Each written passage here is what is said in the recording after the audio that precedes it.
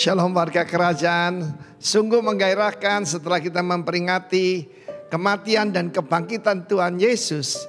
Dan sebelum dia naik ke sorga, yang akan kita rayakan nanti tanggal 13 bulan Mei.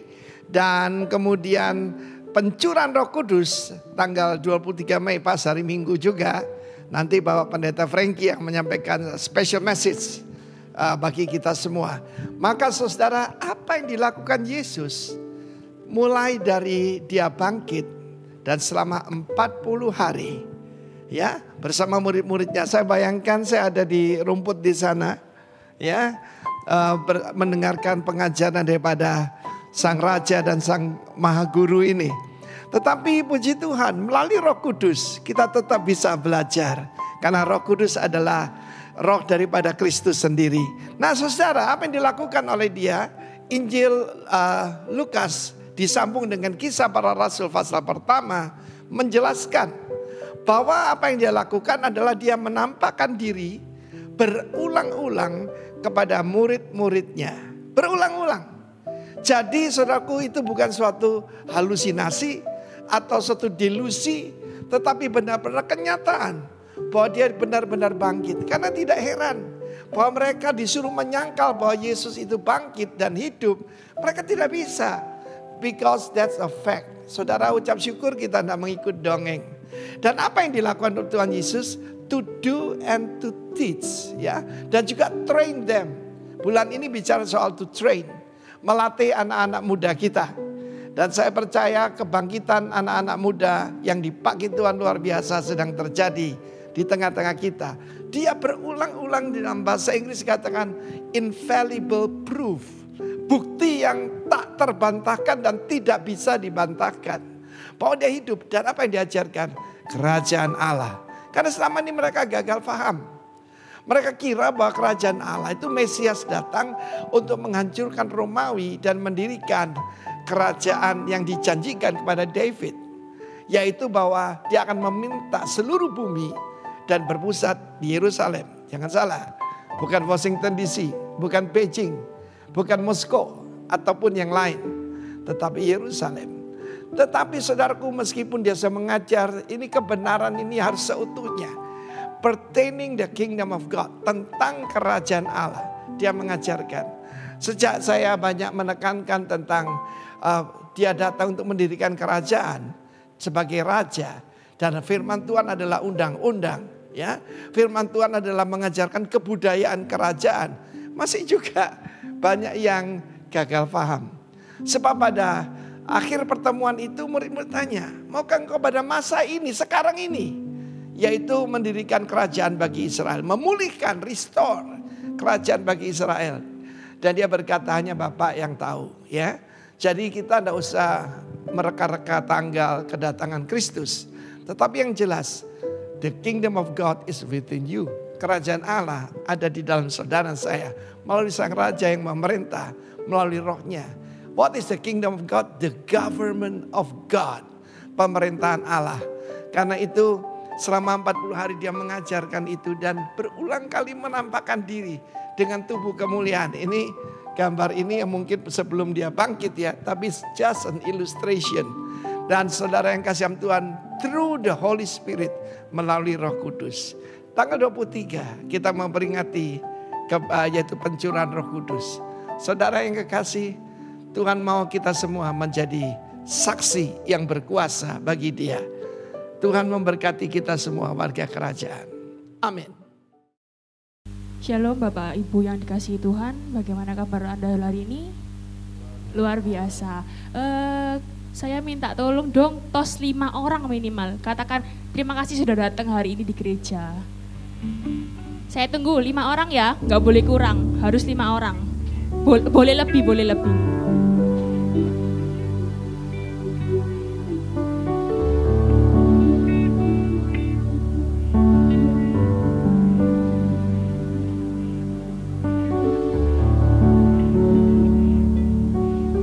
Sudah selesai tos 5 orang bisa bangkit berdiri. Kita mau mulai ibadah kita pagi hari ini.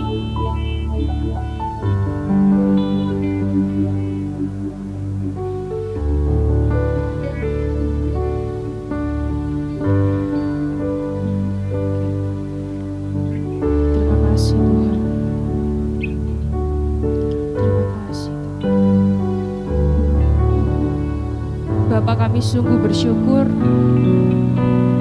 Engkau masih memberikan hari yang baru bagi kami Tuhan.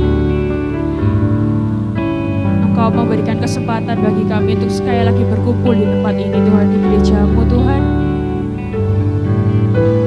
Kiranya Engkau menyertai kami sepanjang hari ini Tuhan, sepanjang ibadah ini Tuhan. Kami percaya Tuhan, Engkau yang memberi segalanya bagi kami Tuhan. Nafas kami hari ini Tuhan, kesempatan kami hari ini Tuhan. Sebentar kami akan memuji dan menyembah Engkau Tuhan, bahwa kami lebih dalam lagi menyembah-Mu Tuhan. Bahwa kami untuk mendengar firman-Mu dengan sungguh-sungguh Tuhan. Terima kasih Tuhan. Haleluya.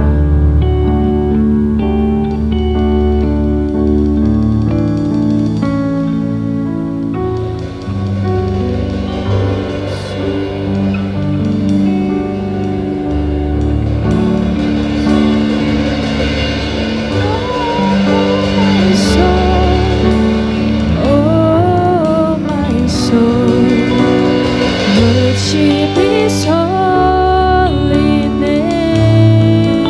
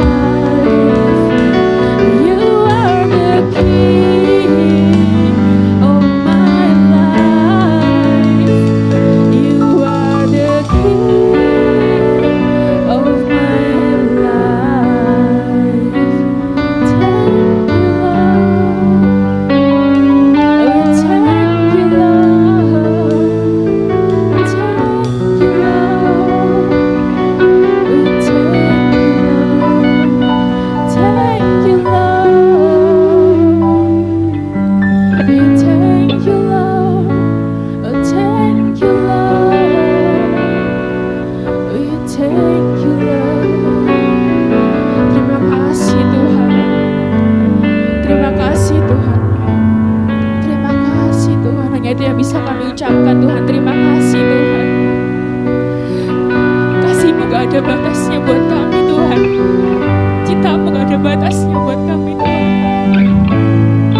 Tapi kami yang buat batasan sendiri Tuhan.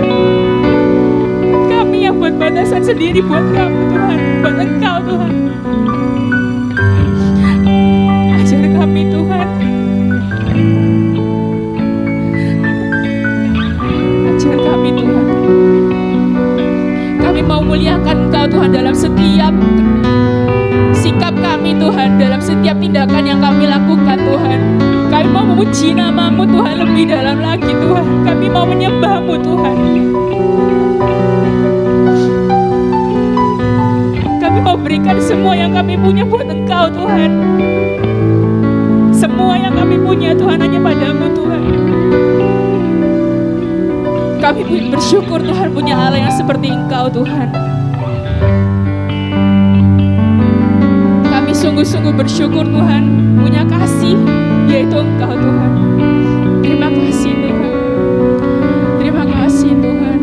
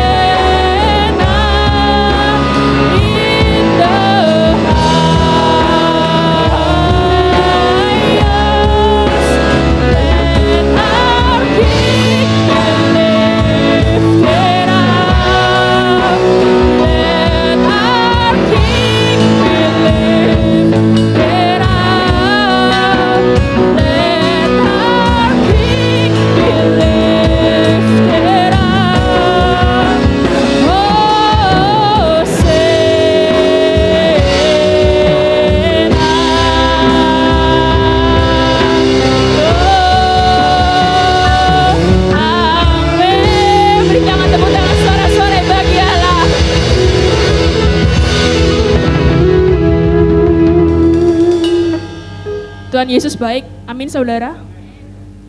Yang siap memuji nama Tuhan, berikan tepuk tangan sore-sore lagi yang paling keras, yang paling semangat.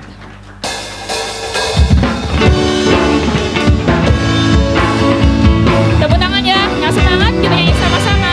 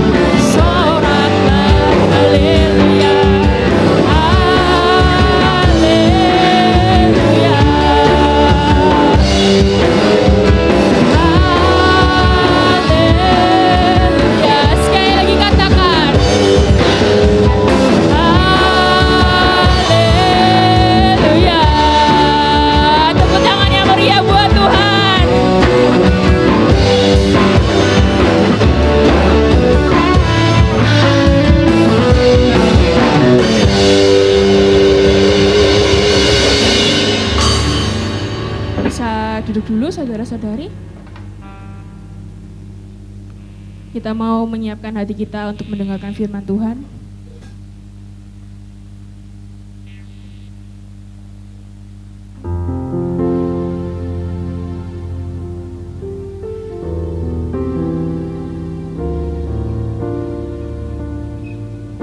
Siapa yang di sini sedang mengalami pergumulan? Mungkin bisa angkat tangan. Oke, ada 1-2 orang ya. Saudara percaya sama pekerjaan Tuhan? Saya kalau mengartikan pekerjaan Tuhan itu kata lainnya mujizat. Dulu waktu saya masih sekolah, guru saya itu bertanya seperti ini. Menurut kalian mujizat itu bentuknya apa sih? Banyak yang angkat tangan, jawab. Mujizat itu kalau kita sakit terus disembuhkan. Mujizat itu kalau saya nggak punya uang, dikasih uang. Ada yang jawab seperti itu ya teman-teman saya. Tapi dengan yakin guru saya itu bilang seperti ini. Mujizat itu bukan hanya yang kamu terima waktu kamu merasa susah, waktu kamu merasa kesulitan, bukan. Mujizat itu kamu bernafas itu juga mujizat. Kamu bangun itu mujizat. Karena mujizat itu kata lainnya adalah anugerah. Dan setiap orang di tempat ini saya percaya setiap hari ngalami mujizat.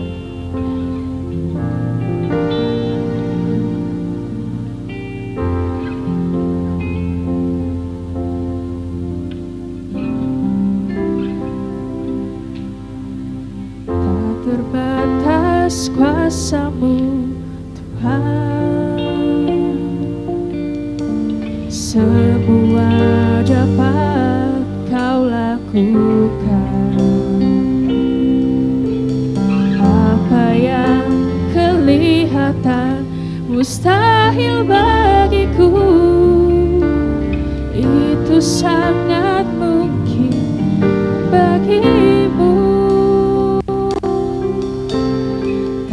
Terbatas kuasa-Mu Tuhan, semua dapat Kau lakukan.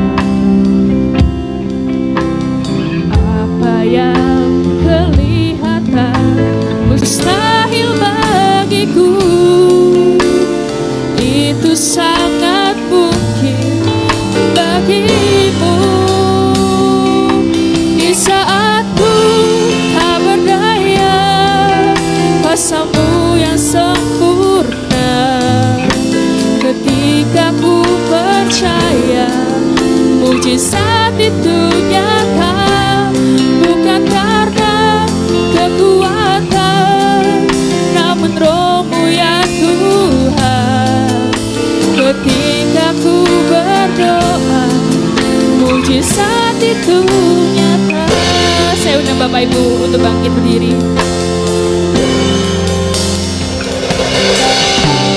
Tak terbatas kuasa-Mu Tuhan, semua dapat Kau lakukan. Apa yang kelihatan mustahil bagiku, itu sangat mengundang anak-anak Rocky bisa maju ke depan. Bagimu. Di saat ku tak berdaya, kuasa-Mu yang sempurna. Ketika ku percaya, mujizat itu nyata. Bukan karena kekuatan, namun Roh-Mu ya Tuhan.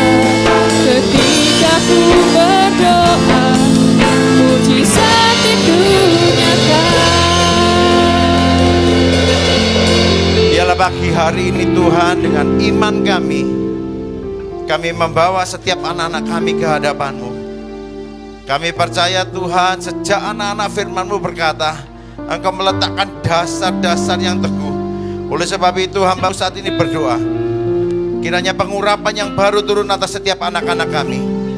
Saat ini anak-anak kami dipenuhi oleh kuasa darah Yesus, urapan yang baru, hikmat, pewahyuan, bahkan kepandaian, kecerdasan yang 10 kali lebih pandai, lebih cerdas. Bahkan karuniakan hikmat kepada anak-anak kami Tuhan, sehingga anak-anak kami seperti anak panah di tangan seorang pahlawan yang akan dilepaskan melesat sampai kepada sasaran. Sebab itu hamba akan tumpang tangan atas anak-anak kami di dalam nama.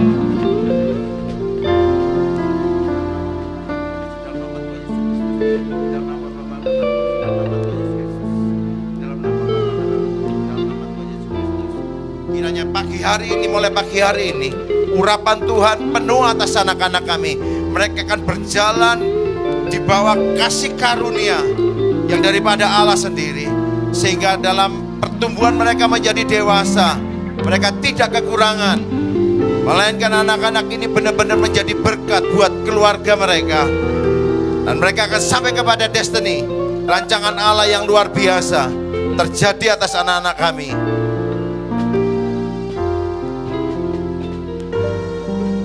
Terima kasih Bapa. Kami percaya anak-anak generasi kami, demikian juga anak-anak roket, KGC kami Tuhan, mereka juga akan bertumbuh sesuai dalam rancangan Tuhan. Mereka akan menjadi pembuat sejarah atas bangsa ini. Masa depan mereka Tuhan jamin di dalam nama Tuhan Yesus Kristus. Terima kasih Bapak, berkati guru-guru Rocky yang akan mengajar, hikmat-Mu atas mereka. Isi hati-Mu taruh dalam hati mereka, biar nilai-nilai kerajaan ditanamkan kepada anak-anak kami sejak dari anak-anak ini Tuhan. Terima kasih di dalam nama Tuhan Yesus Kristus. Bapa daya, kuasa-Mu yang sempurna.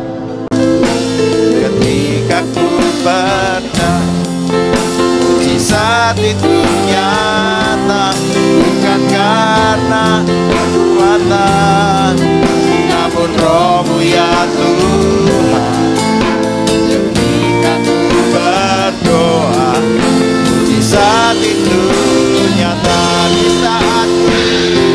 Di saat tak berdaya, kuasa-Mu yang sempurna. Kami percaya kuasa-Mu sempurna atas kami pagi hari ini. Mujizat itu nyata, bukan karena kekuatan, namun Roh-Mu ya Tuhan. Ketika ku berdoa, mujizat itu nyata. Ketika ku berdoa, mujizat itu. Sekali lagi katakan, ketika ku berdoa, mujizat itu nyata.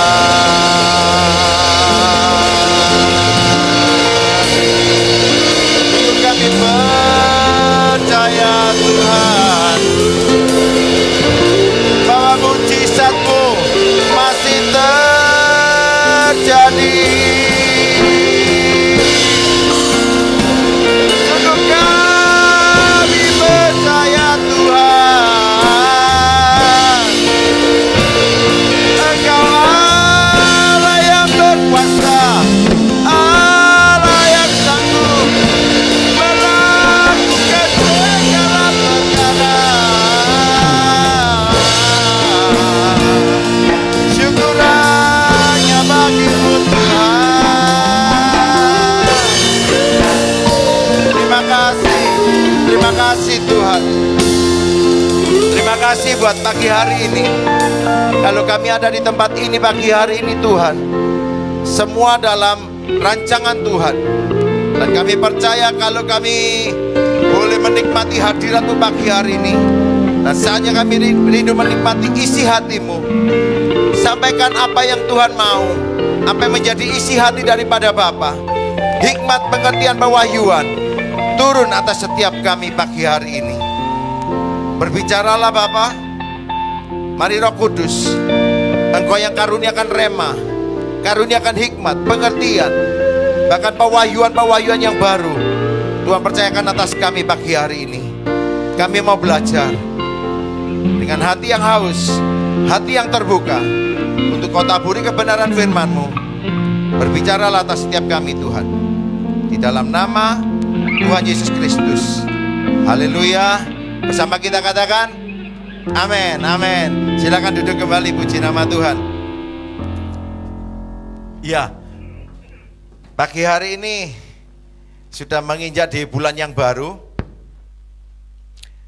yaitu tak terasa sudah masuk di bulan Mei.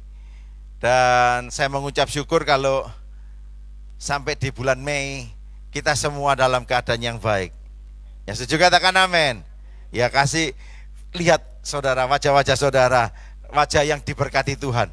Ya, haleluya. Saya lihat wajah-wajah saudara luar biasa pagi hari ini. Ya, saya percaya kasih karunia Tuhan luar biasa atas hidup kita. Nah, di bulan Mei kita berbicara tentang train. Ya, tentang train, melatih. Latihan, melatih. Saya katakan latihan ini sangat penting. Kenapa? Bulan ini juga melatih anak-anak muda pada khususnya. Tema kita bulan ini. Dan kata latihan ini, saya katakan ini adalah hal yang vital, di mana tanpa kita berlatih, tidak akan yang ada namanya seorang juara. Tidak ada orang yang terlahir langsung juara, tidak mungkin. Memang kita dirancang, Tuhan kasih sesuatu, bibit, katakan bibit juara, itu memang benar. Bahkan firman Tuhan katakan kita ini lebih daripada pemenang. Tetapi saya percaya untuk kita mencapai standar yang katakan lebih daripada pemenang, itu tidak bisa kalau kita tidak berlatih. Coba misalnya saya gitu, langsung disuruh ikut lomba tinju. Ya badannya sih boleh, gede saudara. Tapi saya tidak pernah berlatih memukul. Bagaimana saya naik di ring saudara, saya babak belur. Betul? Iya, tidak bisa namanya juara, boro-boro juara. Iya, kandas di tengah jalan, KU. Karena apa? Saya tidak pernah latihan. Firman Tuhan katakan, ya kita buka saja di 1 Timotius pasal yang keempat. Betapa pentingnya yang namanya berlatih. Ya, training. Itu perlu sekali buat setiap kita. 1 Timotius 4 ayat yang ke-7 sampai ayat yang ke-9.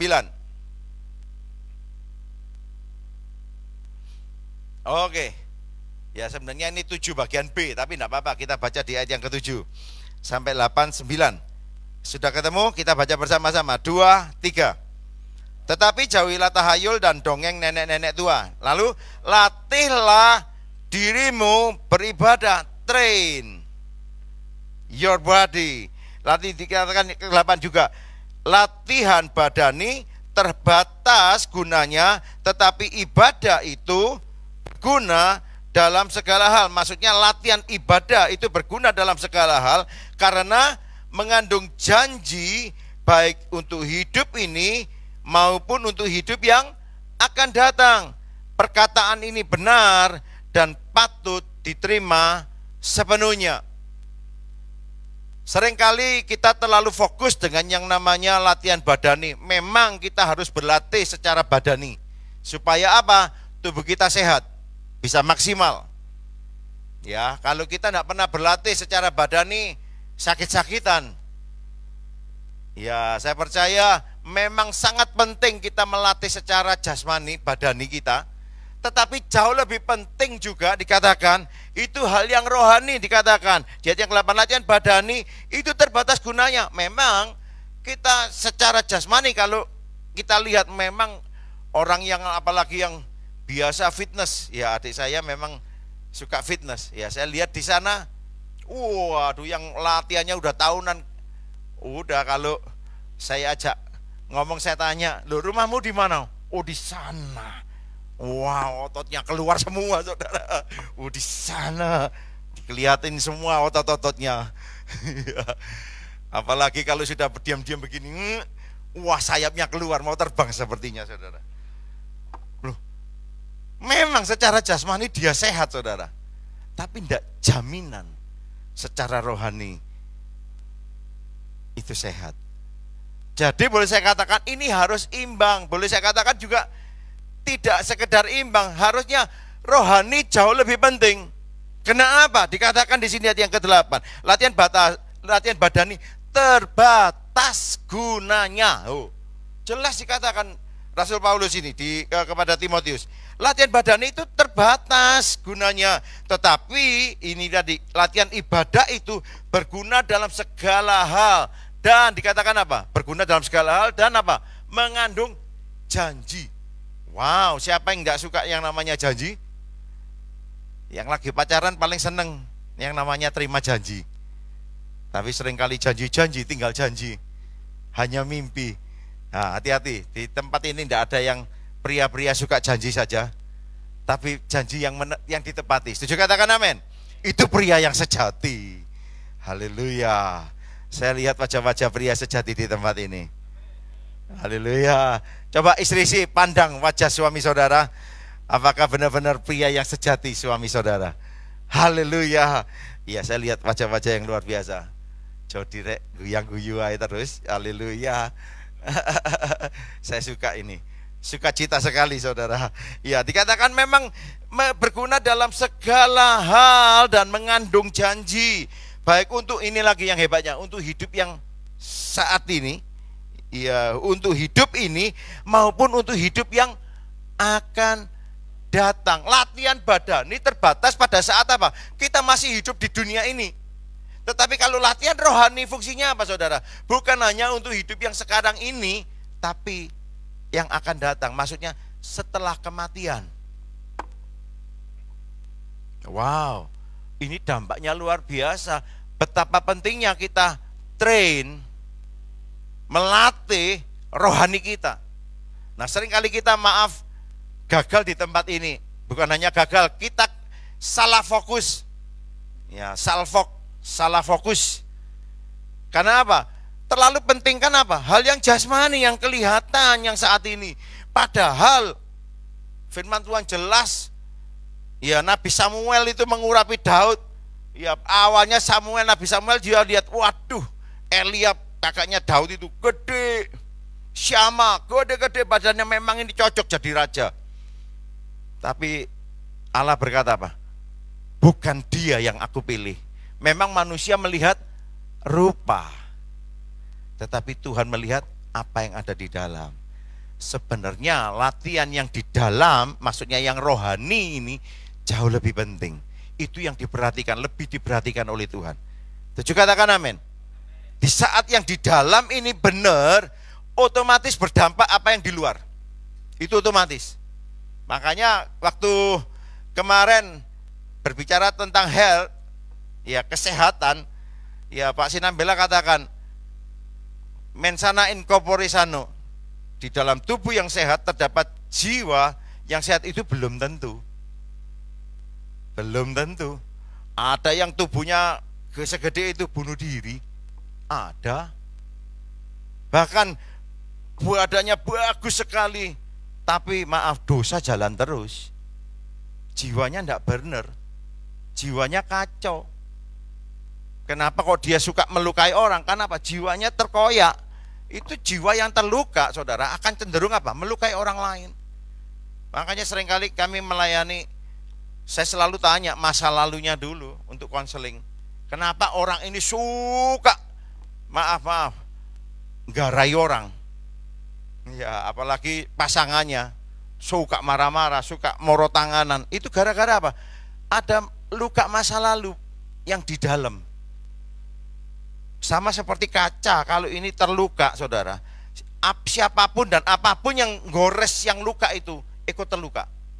Jadi orang yang terluka batinnya, jiwanya, itu akan cenderung apa? Melukai orang yang ada di dekatnya.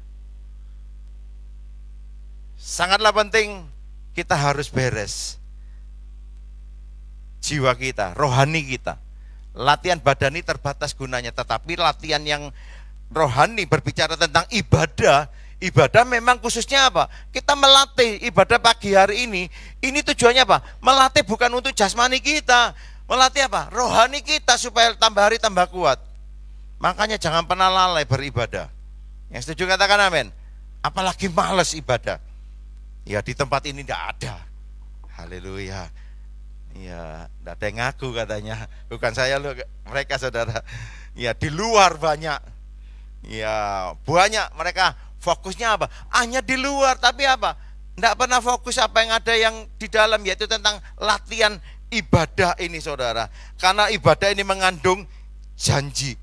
Bukan hanya janji untuk hidup yang sekarang, tetapi untuk yang akan datang. Jadi boleh saya katakan, ayo bulan ini bulan train. Bulan melatih, latihan. Kita akan latih mulai hari ini. Kita ngambil keputusan. Memang ini butuh keputusan loh saudara. Kalau kita tidak ngambil keputusan, sampai kapanpun ya begitu aja. Ya memang badan ini bukan berarti saya larang, enggak loh saudara. Saya juga ini sudah lama saya enggak gerak badan ini. Jadi agak kaku dan berat rasanya badannya. Ini sudah waktunya saya latihan badani lagi. Karena rohani sekarang ini setiap hari harus 3 pasal buat devotion. Ya puji Tuhan. Oh, ini kalau enggak devotion sehari, hutang dibayar besoknya jadi 6 pasal. Wow, kerja keras sekali saudara. Tapi nggak apa-apa, ini latihan yang bagus secara rohani. Dan juga jasmani harus diimbangi juga. Oleh sebab itu, saya percaya latihan yang namanya rohani itu sangat penting. Train, melatih kerohanian kita itu sangat penting. Karena apa? Kalau dari dalam saja kita tidak kuat, akan berdampak apa yang di luar. Sekali lagi, yang menentukan yang terjadi di luar kita itu dimulai dari dalam seharusnya. Dan memang seharusnya dari dalam saudara. Makanya orang sampai gagal itu yang perlu dikonseling bukan yang di luarnya, tetapi apa yang di dalamnya, cara berpikirnya juga. Itu perlu dibenahi. Nah, kita akan belajar dari seorang yang boleh saya katakan di firman Tuhan, seorang yang luar biasa itu tadi, yang namanya Daud. Kita tahu bagaimana perjalanan Daud, ya dicatat dalam firman Tuhan, dalam setiap peperangan dia selalu menang loh. Luar biasa. Tetapi sekali lagi, nah kemenangan-kemenangan dalam peperangan Daud, itu bukan hanya karena dia pandai loh, dia asalnya apa? Dari seorang penggembala kambing domba, yang cuma 2-3 ekor. Nah, tetapi dimulai kemenangan Daud itu dari mana? Dia melatih yang di dalam, hal yang rohani. Dan kita melihat beberapa kejadian peristiwa melalui proses ya secara rohani. Itu Daud dilatih dan akhirnya apa? Terlatih dan akhirnya apa? Dia menjadi seorang pemenang. Nah, yang pertama, kita buka di 1 Samuel pasal yang ke-16, ayat yang ke-12, 13. Kita belajar dari Daud.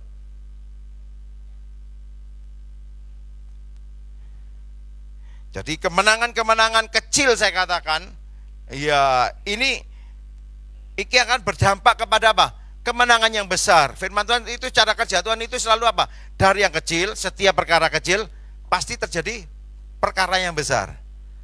Tuhan gak pernah langsung kasih yang besar tanpa melalui proses yang kecil ini. Setiap dari perkara kecil, menang dari perkara-perkara kecil, gak mungkin.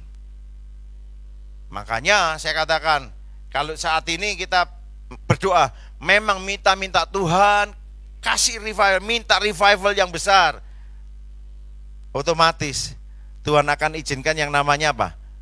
Masalah-masalah kecil yang harus kita selesaikan setiap saat. Supaya apa? Kita nanti bisa dipercaya perkara yang besar. Oke, 1 Samuel 16 ayat yang kedua, ayat 12 dan 13. Oke, kita baca bersama-sama 12-13 ya. 2-3. Kemudian disuruh nyala menjemput dia, ia kemerah-merahan. Ini Daud ya, matanya indah dan parasnya elok. Lalu Tuhan berfirman, bangkitlah, urapilah dia, sebab inilah dia. Samuel mengambil tabung tanduk yang berisi minyak itu dan mengurapi Daud di tengah-tengah saudara-saudaranya. Sejak hari itu dan seterusnya berkuasalah roh Tuhan atas Daud. Lalu berangkatlah Samuel menuju Rama. Di depan saudara-saudaranya, Daud ini diurapi oleh Samuel. Sebelumnya Samuel menghadap Isai, ayah daripada Daud. Dia berkata, aku akan mengurapi anakmu karena ini perintah Tuhan. Iya, yang ditunjukkan itu kakaknya Eliab yang pertama. Habis gitu Syama yang kedua. Iya, itu memang gede-gede, tapi Tuhan ngomong, aku nggak pilih dia. Bukan yang itu yang aku mau urapi. Tapi nggak taunya apa. Sampai Samuel berkata, semua inikah anakmu? Ya, lalu maaf, Daud ini dilupakan loh sama orang tuanya.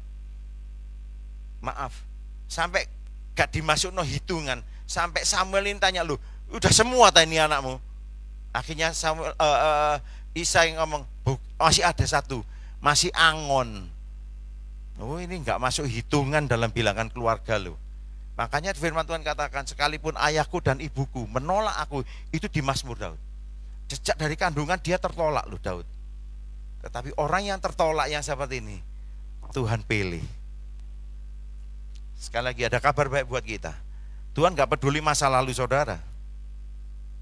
Yang Tuhan lihat itu hati. Daud ini seorang yang tulus. Bahkan dikatakan dia dipercaya 2-3 ekor, dia bertanggung jawab. Nah, ini nanti kita belajar. Dia menang dari apa? Hal-hal yang kecil yang dia lakukan. Makanya dia layak akhirnya apa? Dipilih dan menjadi raja. Memang Allah pilih Daud itu sejak dari kemerah-merahan. Ini masih teen kalau saya baca. Masih remaja. Sudah dipilih, nggak langsung memang saudara. Tapi butuh proses di training sama Tuhan. Dari apa? Proses kehidupannya. Makanya seringkali kita ini mintanya, Tuhan berkati saya. Iya, Tuhan pasti berkati kita. Tetapi apa? Kita nggak mau prosesnya. Iya toh, kita maunya langsung berkat tepok, brok. Langsung brok gitu, mujizat. Yo, kita ini paling senang dengan lihat yang namanya mujizat. Mujizat itu akan pasti kita nikmati. Kalau apa? Kita sudah melewati yang namanya proses training. Dilatih layak tidaknya kita menikmati mujizat itu. Maaf saya katakan, seringkali kita kejar yang namanya mujizat, tapi kita tidak mau yang namanya proses training daripada Tuhan. Bahkan kalau ada masalah kita tongking dalam nama Tuhan, bukan dari Tuhan, keluar, nggak bisa. Kadang Tuhan izinkan dalam tanda kutip, bukan Tuhan yang mengerjakan, tetapi diizinkan untuk melatih kita dalam kehidupan ini. Seperti Daud ini saudara, dia diurapi sejak dari remaja, tapi dia tidak langsung jadi raja Israel, tapi di training sama Tuhan. Yang pertama tadi dikatakan, lalu ayat yang ke-17,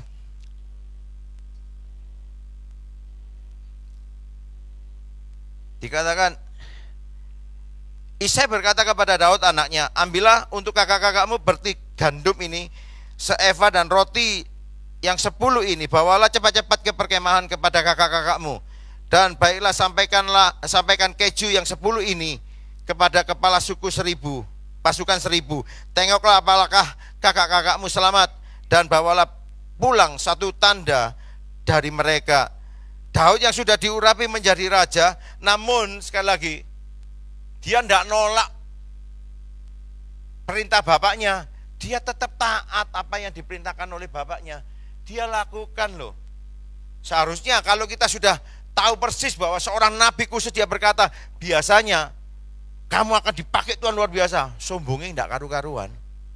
Tapi Daud tetap dia seorang yang dikatakan dia rendah hati. Atau dengan kata lain, yang pertama yang Daud miliki, dia menang di sektor apa? Menang, terlatih dan menang dari sektor apa? Kesombongan. Hati-hati dengan yang namanya sombong, tinggi hati.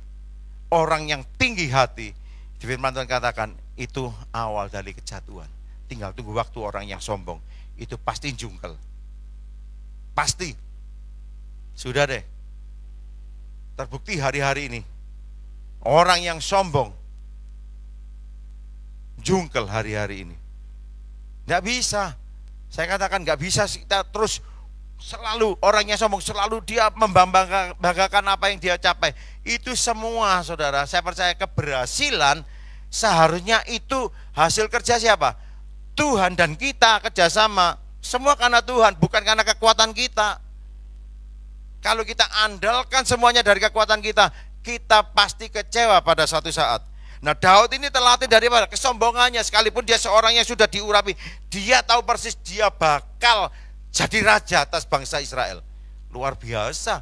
Iya toh, nek kita tahu kita akan jadi direktur satu perusahaan besar. Terima janji Tuhan seperti itu. Gak karu-karuan senengi. Betul saudara ya? Ya biasanya langsung berubah sudah sikap kita. Jalannya udah beda. Biasanya nunduk, sekarang nggak. Ya hati-hati. Jungkel saudara. Ya seringkali seperti itu. Bahkan sampai dia disuruh oleh orang tuanya, Daud tidak membantah. Dia lakukan apa yang menjadi perintah daripada orang tuanya. Daud ini luar biasa. Dia menang dari sektor apa? Kesombongannya. Dia tahu. Makanya dalam Mazmurnya dia berkata, siapakah aku ini Tuhan? Jadi biji matamu. Luar biasa. Daud ini sangat mengerti bahwa yang dalam seluruh kehidupannya tidak ada yang bisa dibanggakan. Dia tahu semuanya itu karena Tuhan. Ya, seringkali kita ini yang kita jumpai dapat jabatan sedikit, sudah tidak karu-karuan, sudah mulai jual mahal. Ya itu tadi, kalau dulunya ngomong sama istrinya, yang hari ini kita makan apa? Tapi nek wis diberkati, kapan kita hari ini makan di mana? Tambah diberkati, hari ini makan siapa? Nah itu saudara, itu berbahaya saudara. Iya, maksudnya makan bukan makan ini saudara, ngecak yang lainnya, jatuhin yang lainnya. Seringkali seperti itu apa-apa. Kenapa? Mengincar satu posisi. Ya itu yang namanya orang kesombongan. Dia merasa, aku mampu kok, aku bisa kok. Sekali lagi, kebisaan kita itu semua karena Tuhan. Setuju katakan amin? Setuju katakan amin? Jadi tidak ada yang bisa kita banggakan. Nah, Daud ini sadar bahwa memang dia diurapi, dipilih secara khusus oleh Tuhan, pasti menjadi raja atas Israel. Tetapi dia tetap bisa kalahkan yang namanya kesombongan. Dia melatih dirinya, mentrain dirinya, dan keluar sebagai pemenang. Dia tetap rendah hati. Saya berdoa di tempat ini dijumpai anak-anak Tuhan yang rendah hati. Yang setuju katakan amin. Iya, oke. Yang kedua, kemenangan Daud itu terletak karena apa? Terlatih dalam hal apa? Di 1 Samuel 17 ayat yang ke-20.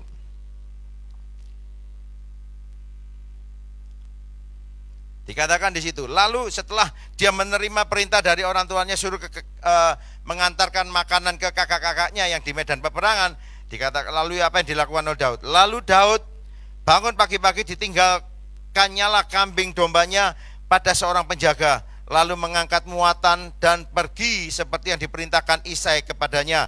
Sampailah ia di perkemahan ketika tentara keluar dan mengatur barisannya dan mengangkat sorak perang. Dikatakan ditinggalkannya kambing dombanya pada seorang penjaga. Enggak langsung ditinggal jeledak gitu saudara. Ini latihan apa? Daud ini seorang yang bertanggung jawab. Dia tidak lalai, dia latih segala sesuatunya. Apa yang dia percaya, yang dipercayakan oleh orang tuanya Isai, yang cuma 2-3 ekor itu, tetap digembalakan dengan baik. Pada saat dia harus handle ke yang lain, ini enggak ditinggalkan yang 2-3 ekor itu.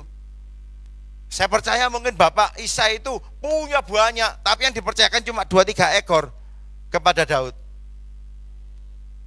Tetapi yang 2-3 ekor itu dikatakan ditinggalkannya kambing domba itu kepada seorang penjaga. Daud ini seorang yang bertanggung jawab sekali. Ini latihan tanggung jawab. Seringkali kita tidak bertanggung jawab dalam kehidupan kita. Apa yang Tuhan percayakan dalam hidup kita, seringkali kita gunakan sia-sia. Saya percaya kalau saat ini kita diberi anugerah, nafas, kehidupan, itu anugerah yang dipercayakan kepada kita. Dengar baik-baik. Waktu itu anugerah, saudara, yang dipercayakan kepada kita. Untuk apa Allah berikan anugerah itu? Supaya kita bisa mengelola waktu itu dengan baik. Setuju katakan amin. Dan bertanggung jawab. Seringkali kita apa saudara? Maaf, kita tidak bertanggung jawab dengan waktu hidup yang Tuhan berikan kepada kita. Kalau misalnya Tuhan rodok bosen-bosenan, rodok mangkel, wes nek gitu kamu sekarang habis kita kasih napas 1 menit 1 kali. Coba bayangkan saudara, 1 menit baru bisa napas ya apa saudara? Gelagap-gelagap, hijau biru mukanya saudara. Loh, kita bisa, ya, sak tawoe kan nggak dicas loh saudara, nggak bayar. Kamu nek masuk dari rumah sakit, berapa 1 tabung itu? Mahal banget. Sudah pernah ya, Dri ya, bayar oksigen Dri ya? Mahal Dri ya? Mahal. Mahal saudara. Nah saudara itu 24 jam sak tawoe ngirup oksigen loh, gak ditarik. Itu anugerah. Nah tapi seringkali kita ini, hidup ini kita tidak bertanggung jawab dengan waktu yang Tuhan percayakan.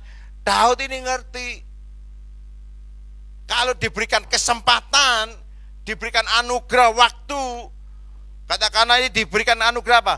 Dipercayakan 2-3 ekor untuk digembalakan, dia tanggung jawab, tidak ditinggalkan.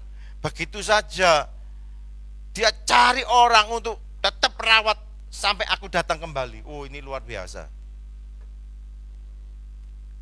Luar biasa, saya percaya dia suruh orang untuk memelihara, ya pasti keluar apa namanya, ongkos, betul?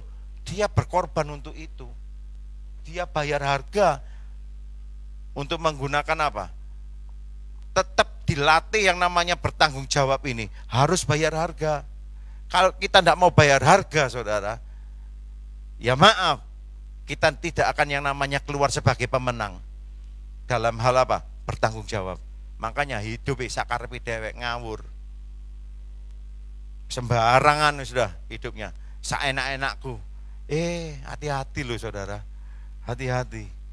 Karena segala sesuatu yang Tuhan percayakan, hidup ini, nafas ini, itu anugerah Tuhan. Satu saat akan dituntut sama Tuhan, sang pemilik kehidupan. Dengar, loh, ini seringkali kita tidak sadari. Wong ini hidup-hidupku sendiri. Loh iya, kita ini hidup ini nyawai titipan. Apa kata Tuhan? Nek Tuhan mau, kamu pulang sekarang, check out dari tubuhmu. Ya check out. Gak pakai lama saudara. Saudara ngomong gak bisa Tuhan, gak bisa. Nek pemilik ngomong, check out sudah. Seberapa kaya kalian, iya toh? Seberapa hebatnya kita, tetap check out. Makanya kalau Tuhan ngomong, kalau belum waktunya check out, masih maaf, sampai loro seperti itu kami ngomong, hampir mati, tapi gak mati. Ya, karena Tuhan masih punya rencana. Ada tanggung jawab yang belum diselesaikan. Jadi kalau kita saat ini, kita masih tetap bisa ambaan. Siapa yang bisa ambaan? Ambaan sekarang sama-sama. Nah, berarti ada tanggung jawab yang kita harus selesaikan. Setuju katakan amin? Ngomong sebelah menyebelah, selesai no tanggung jawabnya ya. Nanti satu saat akan dituntut oleh Tuhan. Iya, Daud ini terlatih dan menang. Dia bertanggung jawab. Lalu yang ketiga, di 1 Samuel 17 ayat 28 sampai 30.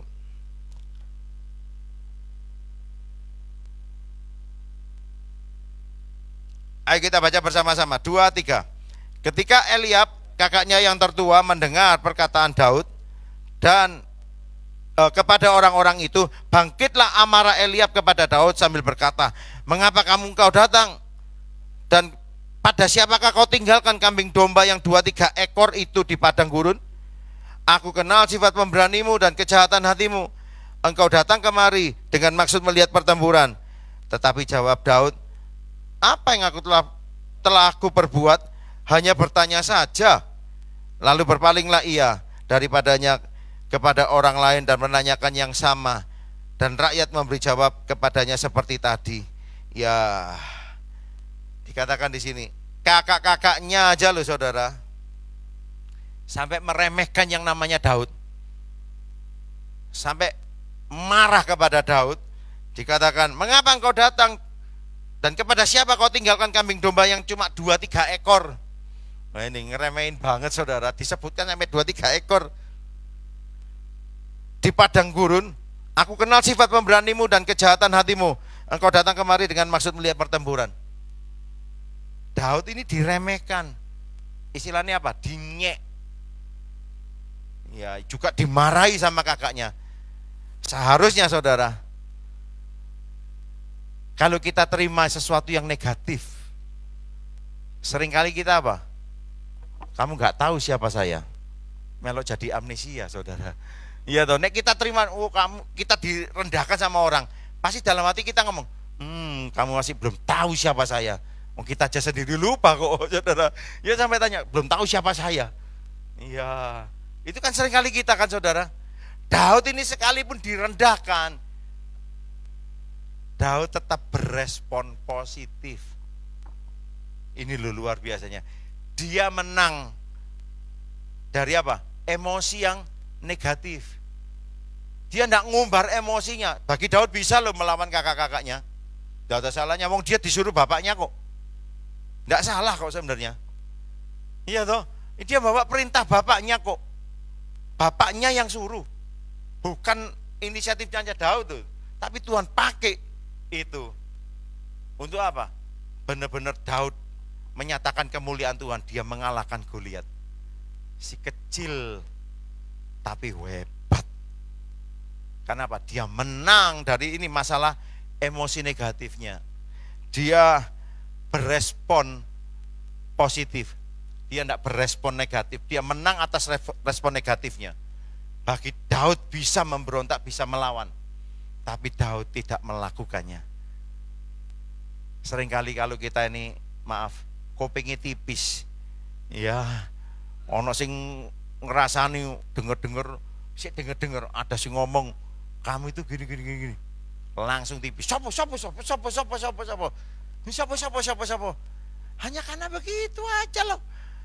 Ya, jujur saat ini saudara, saya ngomong sama istri saya, Hun, nanti ini ada orang-orang yang ngomong cerita tentang saya yang negatif, saya katakan, juga yang positif, ya nggak harus yang negatif aja. Sudah deh, kalau itu tidak penting buat saya, jangan sampaikan kepada saya deh. Ngebei prosesor aja, ngebei hard disk di otak saudara. Iya, ngapain harus ambil pusing dengan itu? Loh, saya hidup, saya punya patokan gini loh. Saya hidup itu apa kata orang, apa kata Tuhan kok, bukan apa kata orang.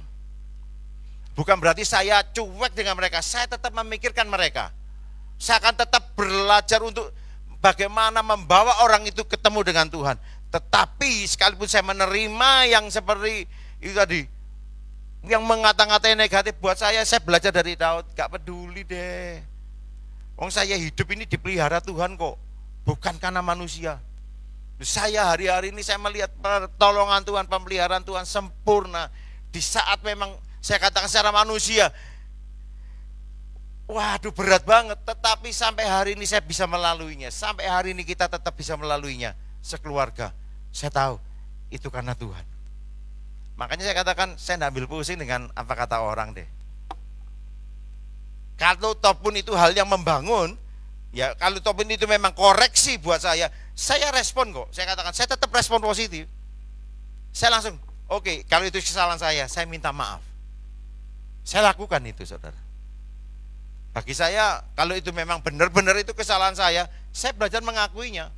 Bahkan di depan anak, istri saya juga ngomong, minta maaf non. Kepada istri saya katakan, Hun, saya minta maaf. Saya lakukan itu. Saya harus berespon yang positif, menang atas emosi yang negatif. Daud ini terlatih, sekalipun dia harus direndahkan, Daud ini tetap tenang walaupun kakak-kakaknya itu mengolok-olok dia. Daud tahu bahwa kunci kemenangan sebenarnya itu terletak saat apa saudara? Berespon benar. Makanya kita dilatih bukan soal benar atau salah, ini nilai yang kita harus hidupi. Bukan soal benar atau salah, tetapi respon kita harus benar. Tidak peduli apapun yang menimpa kita, respon kita harus benar seperti Daud. Dia tetap berespon benar, sekalipun dia terima olok-olok, respon ini harus positif. Supaya apa? Hasilnya pasti positif. Kalau respon saudara negatif, saya jamin hasilnya pasti negatif. Kalau respon saudara positif, pasti menikmati hal yang positif dalam kehidupan kita. Jadi jangan mudah cepat negatif, marah-marah, bales sembarang. Sudah, stop. Tadi malam anak-anak KJC putar film bagus. Yaitu pelajaran berharga. Dia merasa bahwa gereja itu milik orang tuanya yang terus diwariskan. Dia bertahan sampai kekeh. Dia mempertahankan, ini milikku. Sampai pada akhirnya Tuhan ngomong, bukan, itu miliknya Tuhan. Serahkan. Dia belajar melepaskan. Saat dia melepaskan, dia terima jauh lebih baik. Sudah deh.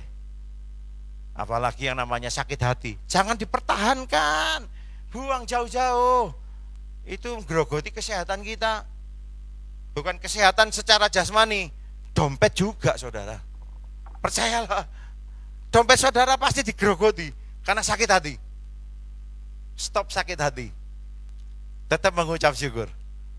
Setuju katakan amin. Belajar mengucap syukur. Memang tidak mudah, tetapi perlu yang namanya komitmen melakukannya. Dimulai dari apa? Berpikir positif. Enggak, semuanya kan dari Tuhan. Kalau Tuhan izinkan berarti Tuhan sudah menyediakan jauh lebih baik. Ya, yang kita terima, yang seharusnya kita terima, itu memang yang baik, tapi bukan yang terbaik. Ya, oke, yang keempat. 1 Samuel 17 ayat 33.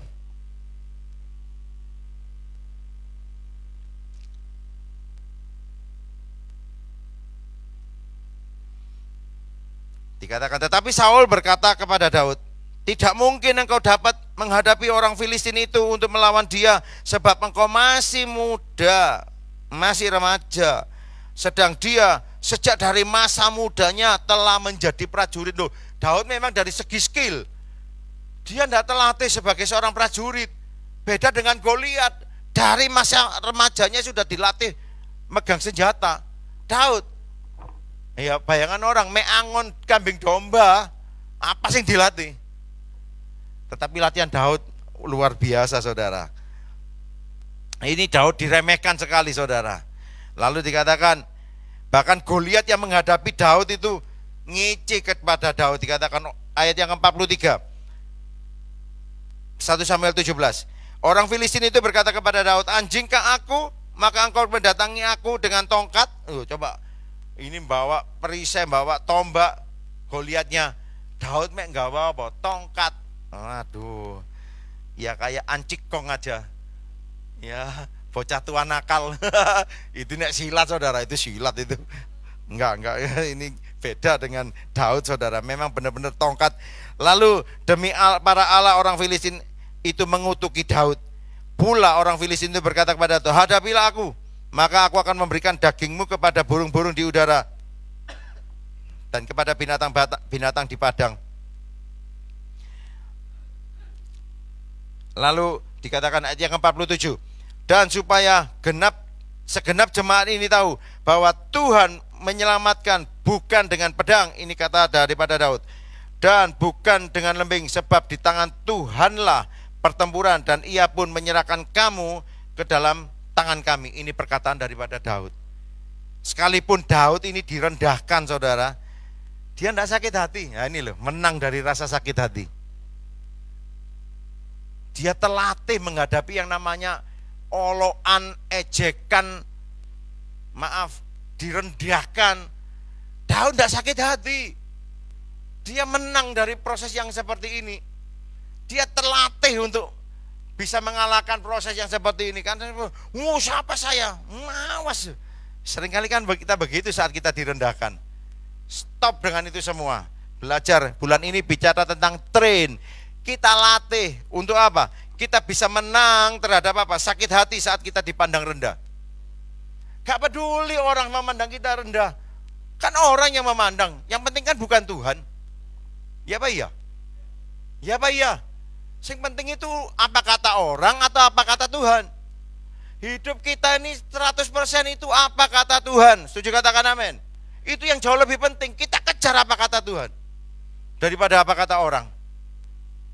Saya tidak mau habis waktu, habis energi apa kata orang. Saya katakan, ada yang ngomong ya bisa babano lah, silakan aja ngomong apa adanya.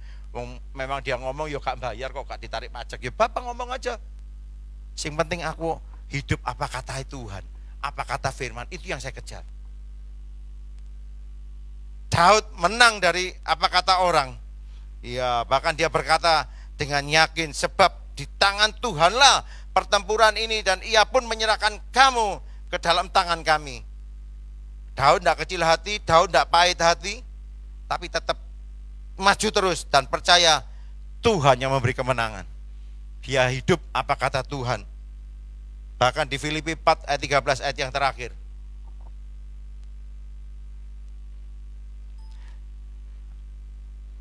Segala perkara dapat kutanggung di dalam Dia yang memberi kekuatan kepadaku. Karena itu kita harus yakin bahwa tidak ada yang sulit. Segala perkara dapat kita tanggung di dalam Dia. Nek kita tanggung di dalam kekuatan kita, memang kita tidak mampu. Perlunya kita tetap di dalam Dia. Tetaplah dekat dengan Tuhan. Tetaplah di dalam Tuhan. Saya percaya apapun perkara yang kita hadapi, persoalan apapun yang kita hadapi, kita pasti keluar sebagai pemenang. Yang setuju katakan amin. Yang setuju katakan amin. Ayo pagi hari ini kalahkan semua raksasa-raksasa dalam kehidupan saudara yang kita hadapi. Sama-sama kita hadapi dalam hidup ini. Mulai mengalahkan dari raksasa-raksasa yang kecil. Ya kecil tadi. Ya kesombongan. Itu kelihatannya enggak kelihatan memang sepertinya dosa sombong itu saudara. Ya dari belajar untuk kita enggak sombong dalam kehidupan ini, bertanggung jawab. Ayo belajarlah menang dalam hal tanggung jawab, selalu bertanggung jawab. Menang atas emosi yang negatif. Lalu menang terhadap yang khususnya sakit hati.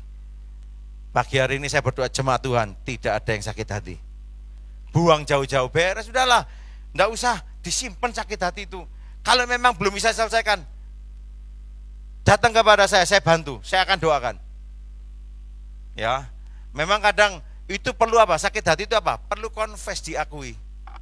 Karena itu apa? Perlu ada pengakuan supaya kita bisa menang. Karena ada dosa yang terus berulang, perlu diakui saja supaya kita menang. Oke, sama-sama kita bangkit berdiri.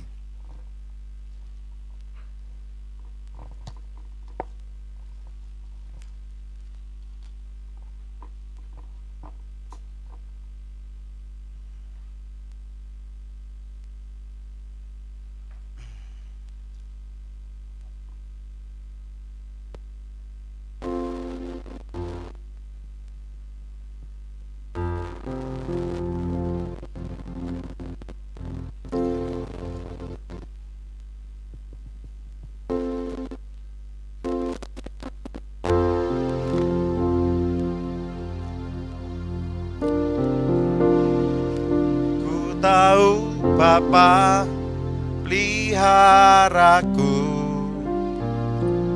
Dia baik,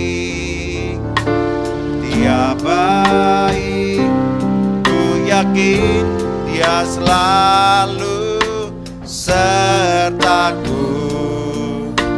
Dia baik. Sekali lagi, ku tahu Bapa peliharaku, ku tahu Bapa peliharaku.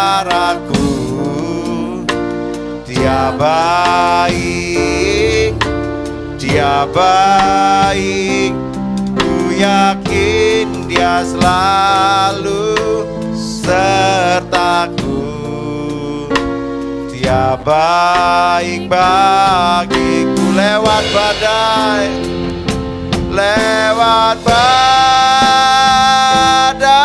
cobaan, semuanya mendatangkan kebaikan. Ku tahu Bapa peliharaku, Dia baik lewat badai,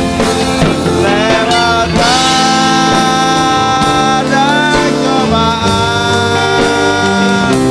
semuanya mendatangkan kebaikan. Ku tahu Bapa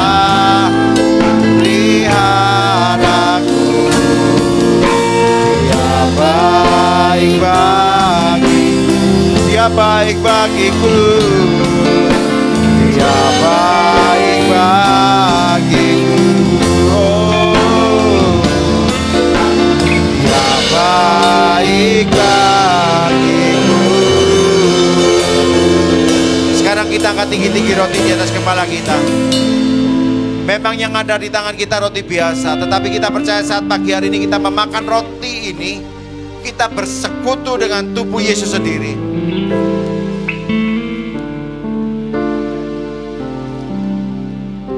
Dengarkan firman Tuhan. Sebab apa yang aku tuliskan kepadamu telah aku terima dari Tuhan, yaitu bahwa Tuhan Yesus pada malam waktu Ia diserahkan, Ia mengambil roti, dan sesudah itu Ia mengucap syukur atasnya, Ia memecah-mecahkannya dan berkata, inilah tubuhku yang diserahkan bagi kamu. Perbuatlah ini menjadi peringatan akan kematianku. Tirukan doa saya. Aku percaya bahwa roti ini adalah benar-benar tubuh Yesus sendiri yang sudah dipecah-pecahkan bagi kami. Terima kasih. Makan dengan ucapan syukur dan percaya dalam nama Tuhan Yesus.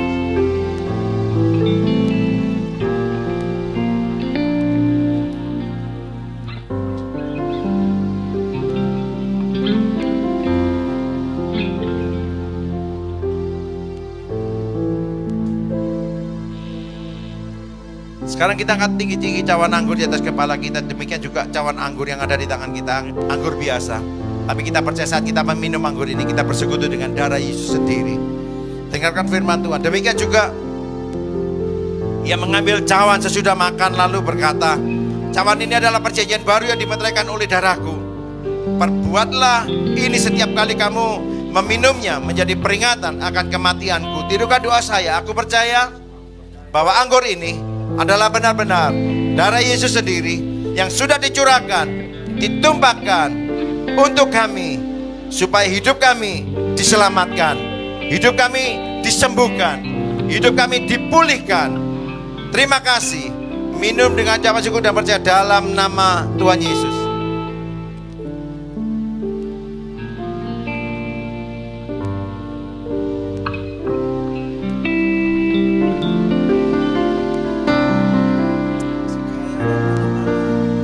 Syukur kepada Tuhan. Terima kasih Tuhan. Terima kasih Tuhan. Kemenangan Tuhan sudah beri. Kemenangan atas segala dosa kami Tuhan sudah lakukan. Engkau yang sudah mati menggantikan kami, supaya kami yang harusnya mati, kami boleh hidup, terima hidup yang kekal. Syukur hanya